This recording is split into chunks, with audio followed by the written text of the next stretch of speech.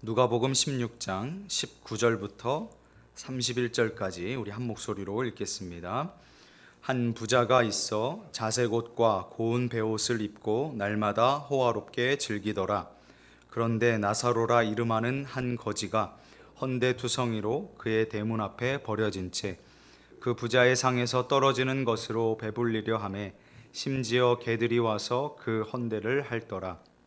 이에 그 거지가 죽어 천사들에게 받들려 아브라함의 품에 들어가고 부자도 죽어 장사되매 그가 음부에서 고통 중에 눈을 들어 멀리 아브라함과 그의 품에 있는 나사로를 보고 불러 이르되 아버지 아브라함이여 나를 긍휼히 여기사 나사로를 보내어 그 손가락 끝에 물을 찍어 내 혀를 서늘하게 하소서. 내가 이 불꽃 가운데서 괴로워하나이다. 아브라함이 이르되 예 너는 살았을 때에 좋은 것을 받았고 나사로는 고난을 받았으니 이것을 기억하라. 이제 그는 여기서 위로를 받고 너는 괴로움을 받느니라. 그뿐 아니라 너희와 우리 사이에 큰 구렁텅이가 놓여 있어 여기서 너희에게 건너가고자 하되 갈 수 없고 거기서 우리에게 건너올 수도 없게 하였느니라. 이르되 그러면 아버지여 구하노니 나사로를 내 아버지의 집에 보내소서. 내 형제 5이 있으니 그들에게 증언하게 하여 그들로 이 고통받는 곳에 오지 않게 하소서. 아브라함이 이르되 그들에게 모세와 선지자들이 있으니 그들에게 들을지니라. 이르되 그렇지 아니하니이다. 아버지 아브라함이여 만일 죽은 자에게서 그들에게 가는 자가 있으면 회개하리이다. 이르되 모세와 선지자들에게 듣지 아니하면 비록 죽은 자 가운데서 살아나는 자가 있을지라도 권함을 받지 아니하리라 하였다 하시니라. 아멘. 재물에 대한 비판적인 말씀 중 마지막을 장식하는 것이 부자와 나사로의 비유입니다. 이는 한 구절도 생략할 수 없는 아주 치밀한 구성의 이야기로 극적인 대조와 반전이 이 비유의 효과를 부각시켜 줍니다. 예수님께서는 부자와 가난한 나사로의 삶을 비교하며 생전의 경제력이 사후의 상태를 결정하지 못한다, 그렇게 교훈을 주셨어요. 이 의도는 무조건 가난한 자를 비호한다거나 또는 부자를 비판하려는 목적은 아니죠. 어떻게 해야 구원을 얻는지 말하는 것이 아니고 하나님께서 우리에게 주신 것들, 특히 재물을 어떻게 사용해야 하는지를 가르쳐주는 내용입니다. 19절부터 21절에 있는 내용을 보시면 생전 이 부자의 호화로운 생활과 거지 나사로의 비참한 생활이 극명하게 비교가 되는데요. 먼저 부자의 삶을 살펴보면 두 가지 특징이 나오는데, 첫째, 그는 자색 옷과 고운 베옷을 입었습니다. 화학 염료가 없던 시절에는 자색 물감을 얻는 게 정말 어려웠죠. 그래서 서양에서는 왕들이 입는 색깔로 이 보라색을 칭했어요. 그래서 영어로도 로열 퍼플이라고 부르잖아요. 왕들만 입는 거니까. 그리고 고운 베옷도 마찬가지인데 당대에는 부자들만 입는 속옷, 그래서 재료가 고운 베옷이었습니다. 두 번째는 부자는 매일 사치스럽게 즐기는 삶을 지냈습니다. 날마다 먹을거리가 넘쳐나는 산의 진미가 차려진 그 상을 대하는 삶이었죠. 이에 비해서 나사로의 처지는 너무 비참하기 짝이 없어요. 병 걸린 가난한 거지. 엄청난 비교이죠. 부자에 비하면. 육체적 질병으로 헌데투성이가 된, 그가 할 수 있는 건 아무것도 없었겠죠. 보기만 해도 불결하고요. 심지어 그의 몸은 개들이 와서 핥을 정도였어요. 경제적으로도 말할 것도 없이 말 그대로 극빈자였죠. 그렇게 부자의 대문 앞에 버려진 그가 유일한 소망이 있었는데 아주 소박한 소망이었어요. 가난했지만 동시에 심령도 가난했는데 부잣집 앞에서 소리 지르며 소동 피우고 그 부자를 괴롭히는 것이 아니고 부자의 상에서 떨어지는 부스러기라도 먹을까, 그것으로라도 허기를 달랠 수 있을까, 그걸 바라며 얌전히 누워 있었던 거죠. 한편 불쌍한 나사로를 향해서 부자가 해코지를 했다, 괴롭혔다, 이런 기록은 없는 걸로 봐서 아마 그냥 무시했던 것 같아요. 거기 누워있든지 말든지 그냥 무시하고 지나치고 인사조차 안 하고 말 한마디 걸지 않는 사람 취급을 안 했던 거죠. 그렇게 이 누가복음을 기록하고 있는 누가는 심지어 개들이 와서 핥았다 그렇게 말할 만큼 그를 죽은 자처럼 묘사를 하고 있는데, 이 나사로가 그 개들을 쫓을 힘도 없는 거예요. 와서 핥으면 핥는 대로. 그리고 또 한 가지, 그 부잣집에는 그 개들을 쫓아줄 종도 없는 거예요. 인간다운 종이 없는 거예요. 종이 없다는 게 아니고 인간다운 종이 없는 거예요. 부잣집이니까 종이 얼마나 많았겠어요. 그런데 개들이 와서 사람을 핥고 있는데 사람이 죽은 것도 아니고, 죽었으면 처리했겠죠. 안 죽었으니까 개들이 와서 핥는데 그걸 쫓아주는 사람도 없는 거예요. 이 표현은 개들이 상처의 고통을 완화시켜줬다 그런 해석도 하는 신학자가 있더라고요. 그러니까 무슨 해석이 되냐면, 주인은 그 인간에게 짐승만도 못한 냉혈한인데 이 미천하다고 생각하는 개들은 사람에게 자비를 베푸는 거예요. 그러니까 이 부잣집 주인을 이 개만도 못한 인간아 이렇게 돌려서 이야기하는 것과 같다는 거죠. 뭐 충분히 가능한 해석인 것 같아요.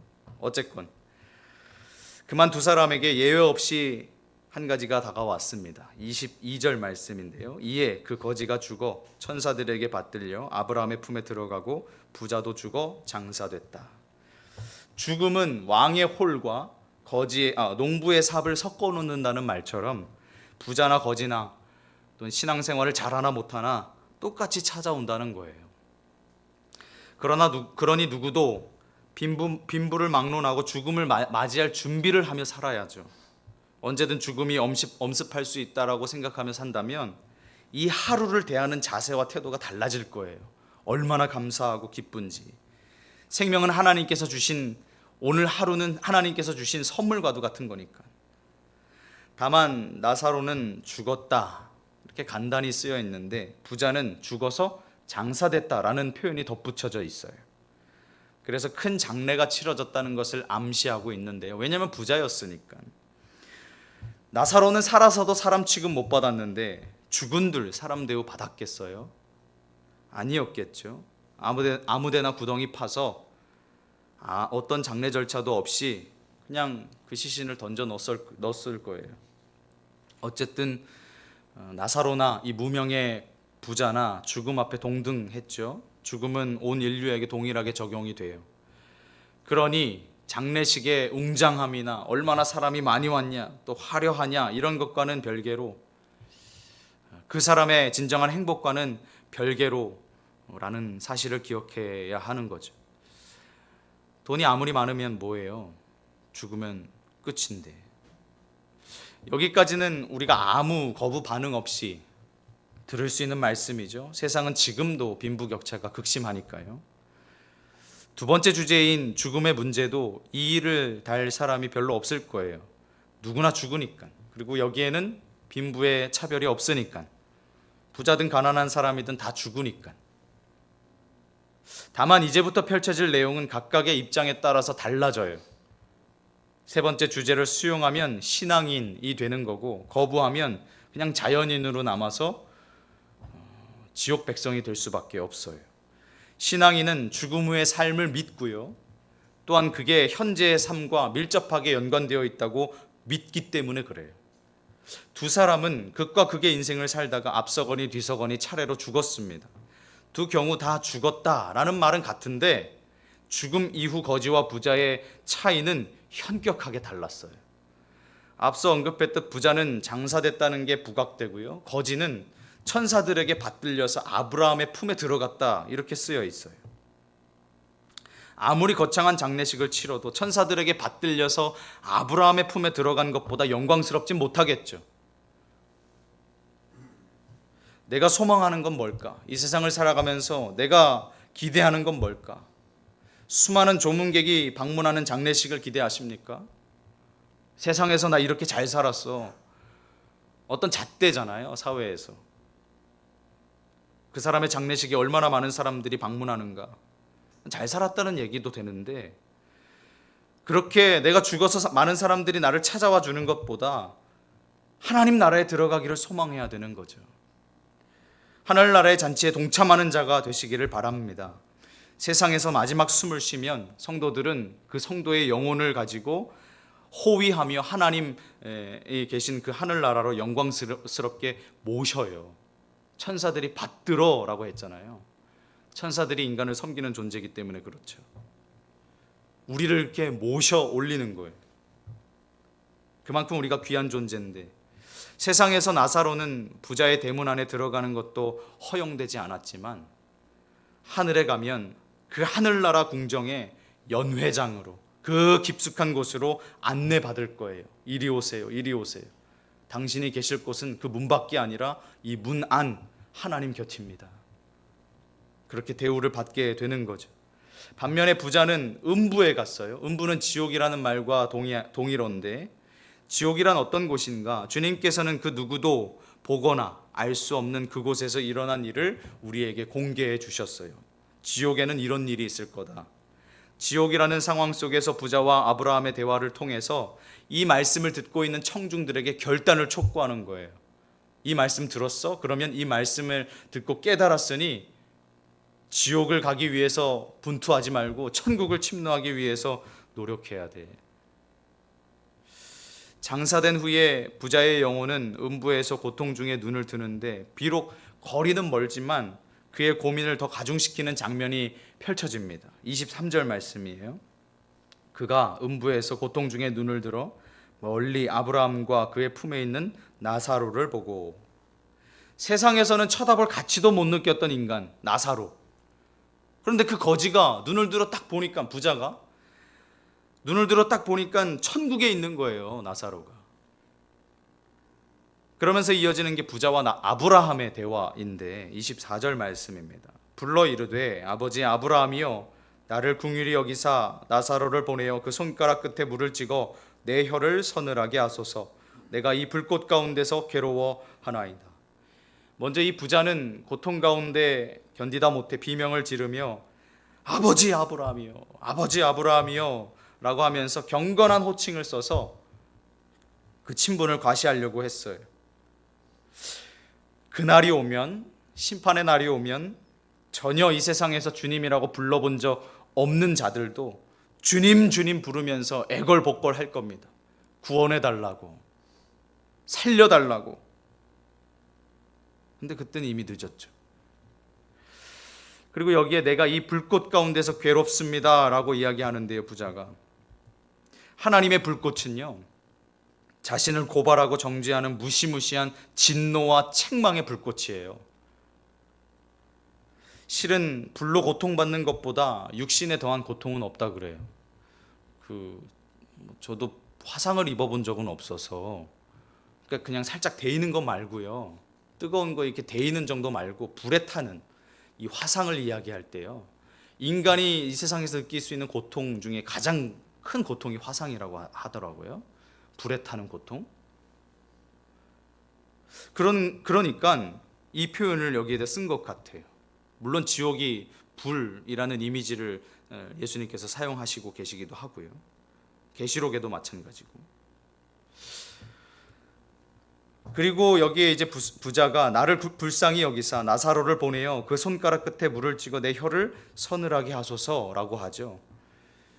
긍휼의 시대가 지나가면 더는 애걸해도 소용이 없어요.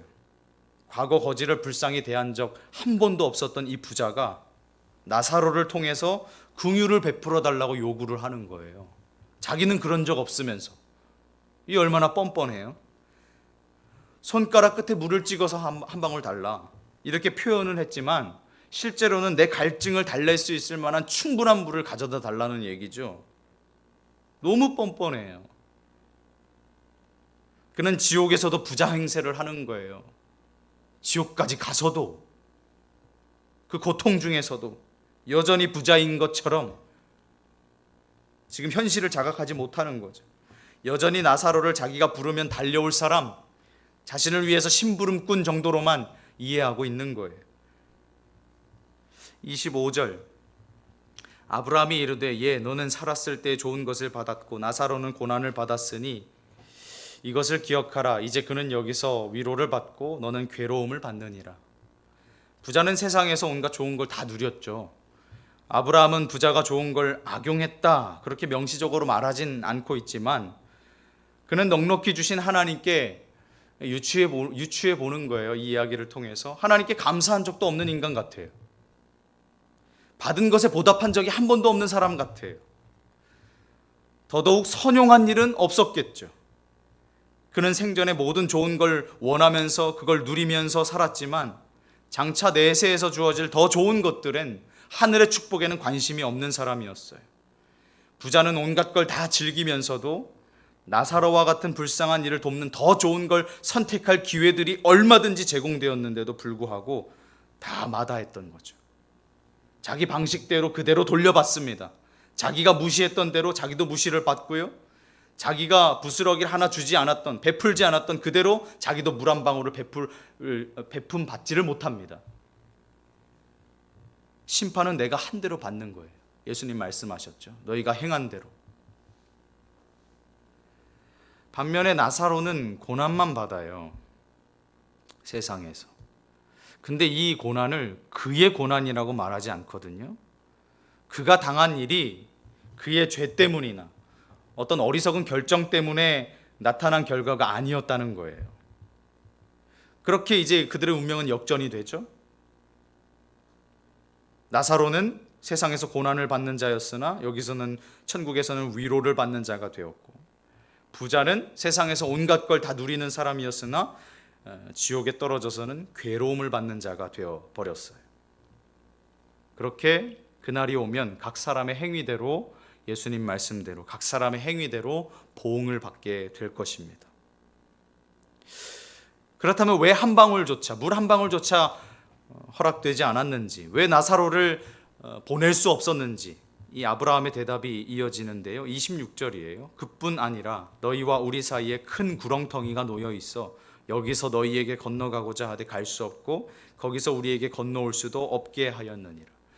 이 천국과 지옥 사이에는 큰 구렁텅이가 놓여서 왕래할 수가 없다는 거예요. 어떤 신실한 성도라고 할지라도 그들이 불쌍하다고 음부에 가서 뛰어들어서 구원할 수 없는 노릇이고, 어떤 용감한 죄인도 그 지옥을 벗어나기 위해서, 탈출하기 위해서 애쓸 수가 없다는 거예요. 최종 운명은 바뀌지 않죠. 왜냐하면 예수님이 법적으로 선언하신 거니까. 넌 천국, 넌 지옥. 최후의 결정이에요. 그래서 개신교는 죽은 자들을 위해서 기도하지 않습니다.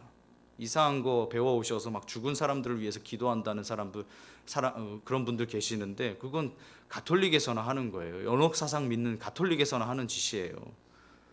그러니까 우리는 생전에 어떻게든 복음 전하려고 노력하잖아요. 살았을 때 믿어야지 죽어서 믿는 게 어떻게 됩니까? 부자는 이제 가족들을 위해서 부탁을 해요. 27절 28절 이르되 그러면 아버지여 구하노니 나사로를 내 아버지의 집에 보내소서. 내 형제 5이 있으니 그들에게 증언하게 하여 그들로 이 고통받는 곳에 오지 않게 하소서. 부탁을 합니다. 가족들이라도, 살아있는 가족들이라도 살려달라고. 그러자 29절에 아브라함이 이르되 그들에게 모세와 선지자들이 있으니 그들에게 들을지니라.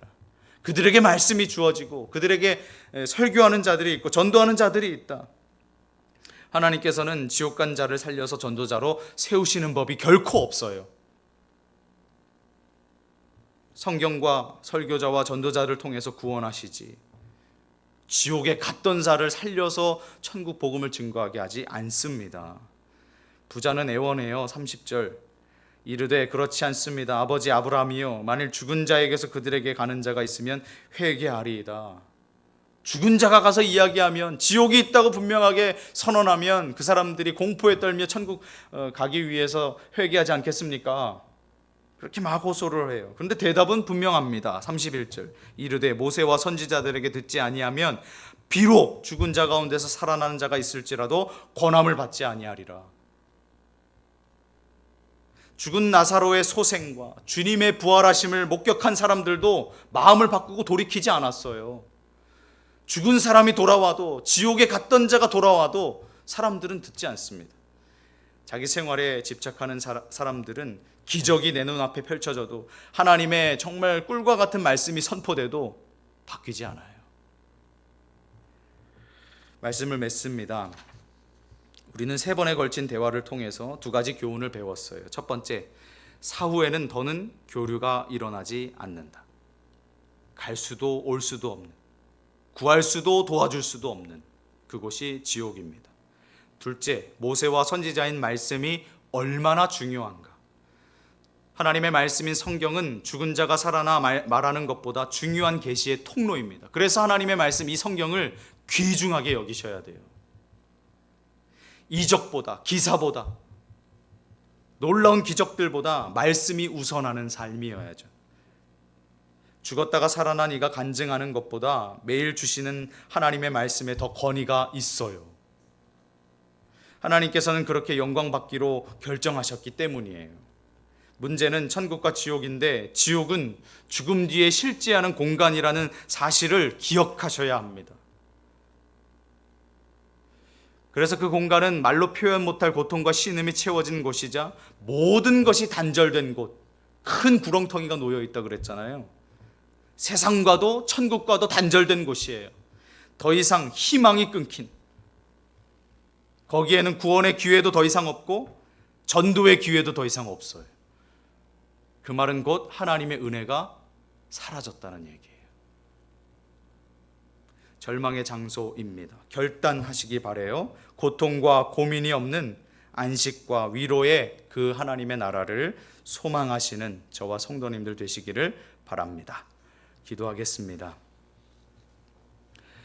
하나님, 감사합니다. 오늘 부자와 거지 나사로의 비유를 통해서 우리에게 참된 깨달음과 또 은혜를 주셔서 감사합니다. 하나님, 이 말씀의 은혜가 지금 이 순간에만 국한된 것이 아니라 우리의 삶의 매일매일의 순간에 은혜가 되게 하시고 기억나게 하시고 우리의 삶이 되는 말씀 되게 하여 주옵소서.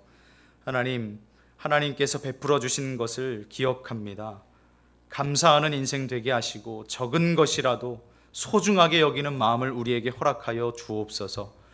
우리 주변에 병든 자들, 힘든 자들, 괴로워하는 자들, 연약한 자들을 무시하지 않도록 우리 눈에 보여주신 자들, 우리에게 붙여주신 자들, 우리에게 지나가다가 마음이 쓰여지게 하는 자들을 외면하지 않도록 그들에게 손길을 베풀 수 있도록 우리의 마음을 움직여 주옵소서. 감사드리며 예수님의 이름으로 기도드립니다. 아멘.